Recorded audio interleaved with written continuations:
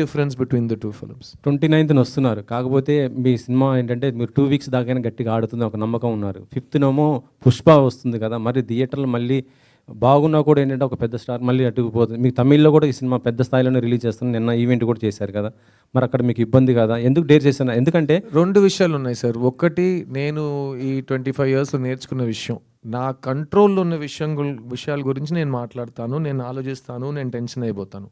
నా కంట్రోల్లో లేని విషయాలు గురించి మనం మాట్లాడకూడదు. అట్ ద సేమ్ టైం ప్రతి సినిమా పెద్ద సినిమానే. మీరు ఎంత ఖర్చు పెట్టారనేది దానికి ఒక పెద్ద సినిమా చిన్న సినిమా లెక్క మనం చెప్పకూడదు. కానీ మీరు చెప్పింది కరెక్టే. ఈ సినిమా 7 days తర్వాత ఇంకా సెకండ్ వీక్లో థియేటర్లో ఆడాలంటే చాలా విషయాలు జరగాలి. అందులో ఫస్ట్ నా సినిమా బాగుండాలి, ఆడియన్స్కి నా సినిమా నచ్చాలి. తర్వాత వేరే సినిమా గురించి వాళ్ళు ఆలోచించాలి, వాళ్ళు భయపడాలి. నాది ప్రాబ్లం కాదు. నా సినిమా బాగుంటే నా సినిమా థియేటర్లో ఉంటుంది. అదే సినిమా పద్ధతి.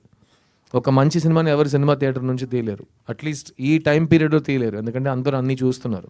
2006, 2007లో చేయొచ్చు, అప్పుడు ఇంత ఇన్స్టాగ్రామ్ అవేర్నెస్, సోషల్ మీడియా లేదు. కానీ ఇప్పుడు ఎవ్రీబడి ఈజ్ సీయింగ్. సో మంచి సినిమాని థియేటర్ నుంచి ఎవరు తీయలేరు కూడా. ఇందాక మీరు మాట్లాడుతూ అంటే ఒక ఇద్దరు ఎదవలకే ముందు మైక్ ఇచ్చేస్తారు అన్నారు కదా, అంటే ఎక్కడ, అంటే జర్నలిస్టా లేకపోతే ఎవరు ఎక్కడ అంటున్నారు? అది ట్రోలర్స్ అండి.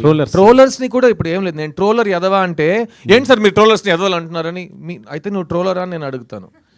మీరు ఏ పనికి రాని ట్రోలర్గా ఉంటే మీరు సీరియస్గా తీసుకోండి, లేకపోతే మీరు లైట్గానే తీసుకోవచ్చు. ఎందుకంటే మేము ఎదవల గురించి మాట్లాడుతున్నాం. ఇక్కడ ఎదవలు ఎవరు లేరు కదా, ఐ కార్డు చూపించండి ఒకసారి.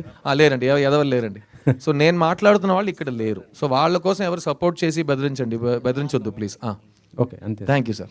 సిద్ధు గారు, సార్ మీరు లాస్ట్ టైం గుర్తుందా మీ క్వశ్చన్ నేను మిమ్మల్ని కంప్లీట్ ఇప్పుడు మిమ్మల్ని అడుగుతున్నా. ఇప్పుడు డైరెక్ట్ ఇంకా డైరెక్టర్ కాదు. ఓకే. సో అంటే ఒక బొమ్మరిల్లు, నువ్వు వస్తా అంటే నేను ఇలాంటి లవ్ ఫిలిమ్స్ చేసినప్పుడు మీ ఏజ్ వేరండి.